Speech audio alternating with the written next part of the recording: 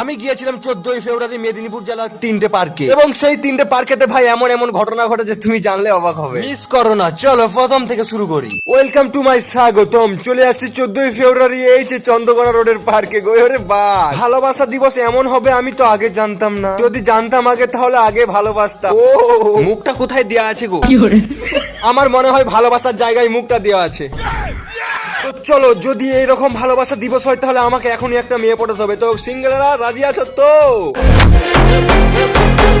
সবাই যেহেতু রাজি আছে, একদল এখানেও মেয়ে আছে। তারপর আমরা হাসতে হাসতে ভাবছি ভালোবাসা দিবস এমন হলে এখনই মেয়ে পটাবো। তারপর সরাসরি চলে গেলাম মেয়েগুলোর কাছকে। তারপরে যে বলি আমরা, do you love me, interested? তারপর আমার বন্ধু একটা মেয়েকে পটানোর পর নৌকাতে চড়তে শুরু করে দিল। বলছে ভাই ক্যাডবেরি চকলেট দিয়ে দিচ্ছে না, বলছে হালকা করে একটু ঘোরাতে হবে আমাকে। আর ওই কথাটা শুনে আমার মনে পড়ে গেল একটা র্যান্ডির কথা। আসলে দোষটা ছেলেদের না মেয়েদের। বিড়ালের সামনে মাছ দিয়ে দিলে তো বিড়াল তো খাবেই।